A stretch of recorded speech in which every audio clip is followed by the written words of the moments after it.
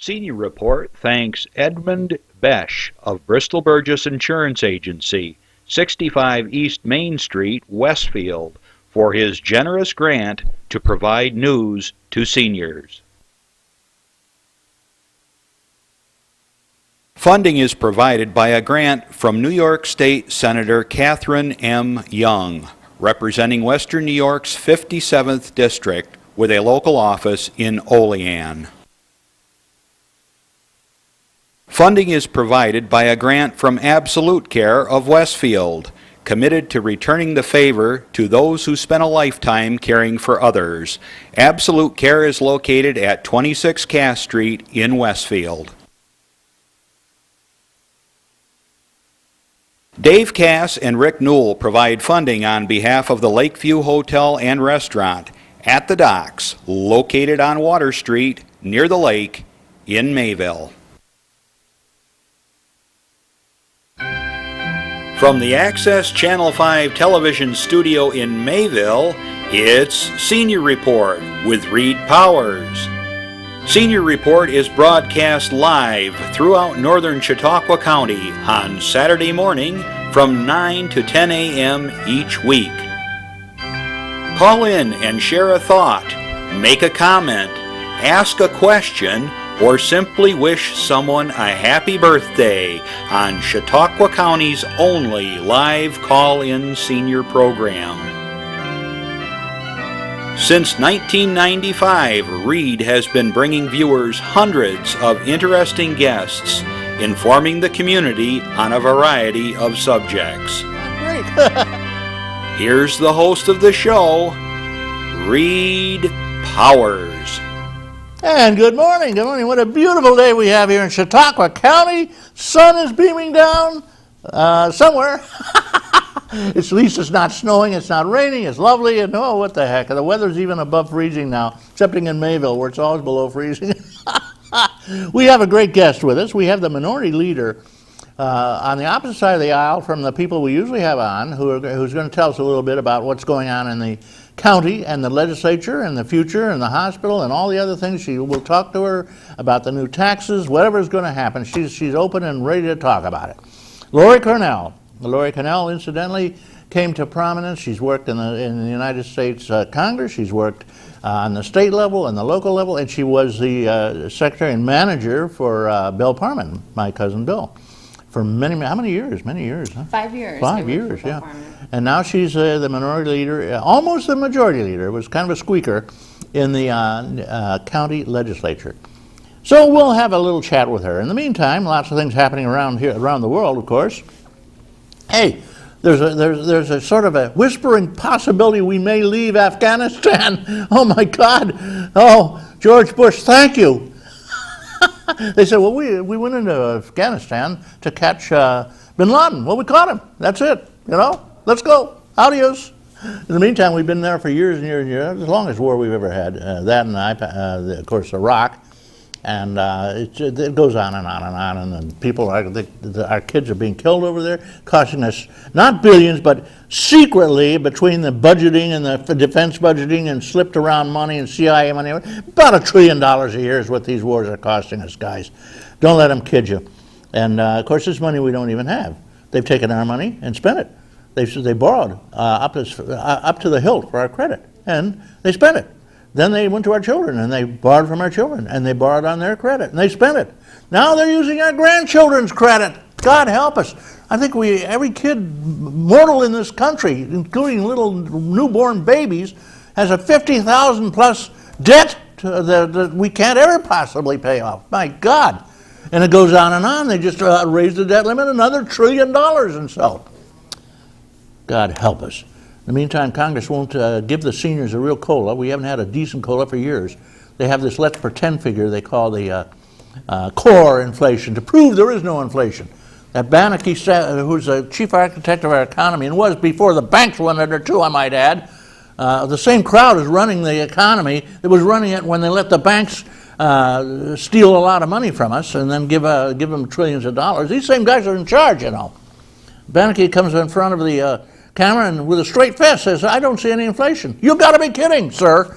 Maybe you should go shopping. Maybe you should pay your insurance. Maybe you should buy gas. God help you. You get it. It's all taken care of for you, obviously. So you have no idea. No wonder you don't see any inflation. Meantime, seniors are getting 40 cents on a dollar. 40 cents on a dollar from what they got 10 years ago. What you could get for a dollar, you're now getting 40 cents worth. That's it. And seniors, that's why you're losing your homes. That's why you're having trouble with your nutrition, feeding, food. It's food or pills in many cases, and it's becoming a real serious matter for seniors.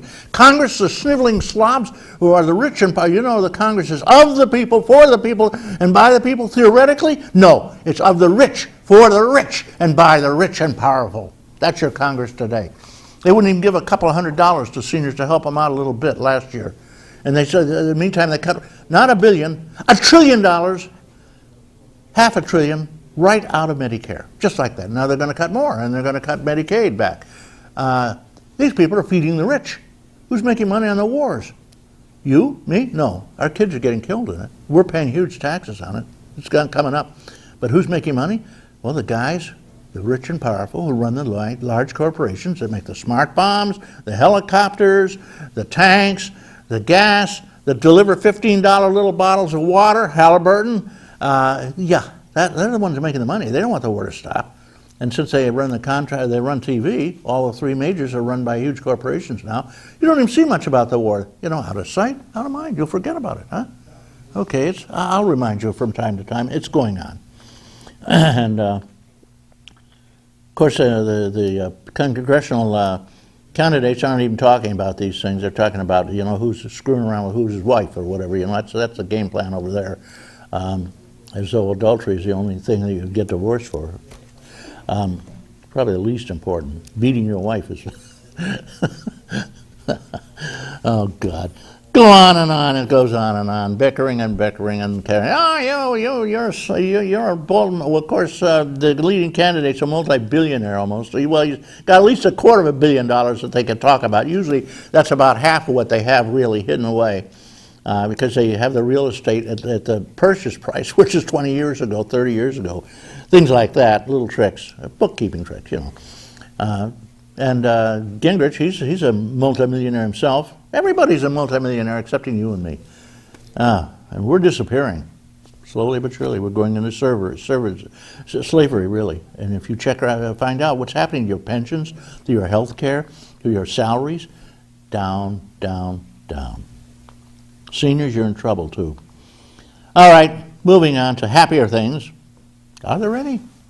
Chautauqua County, we'll talk about that in a minute, but I have some news here from the local. We have the finest collection of senior groups in the world, I think. One thing we do have is every village, every town has a senior group. Churches have senior groups. Even apartment houses have senior groups. And they meet regularly. They have dinner together, lunch together. They're a wonderful support group. If you have a problem in your family, they're right there for you. It's your second family.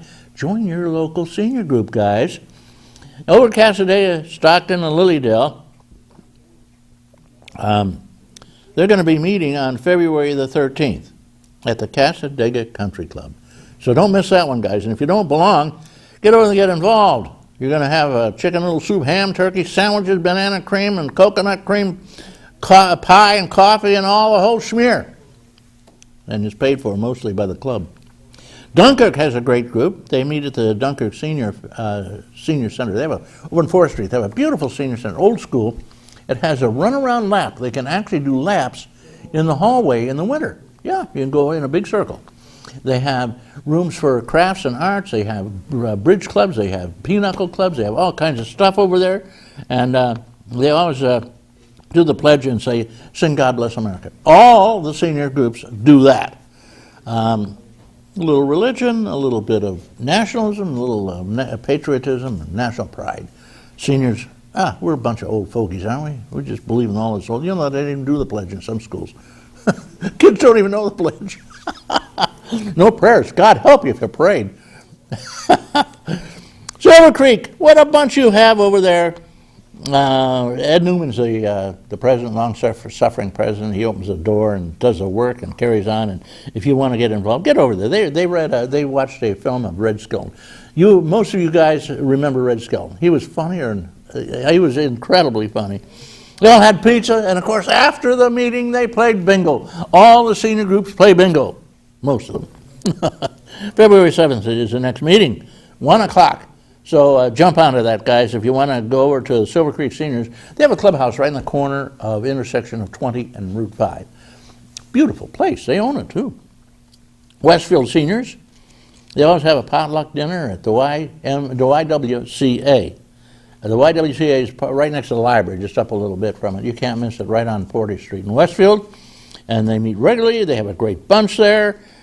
Shirley Copine is the one who runs the shop over there. She's the president, and she has a great spouse. He's a captain or something on the fire police.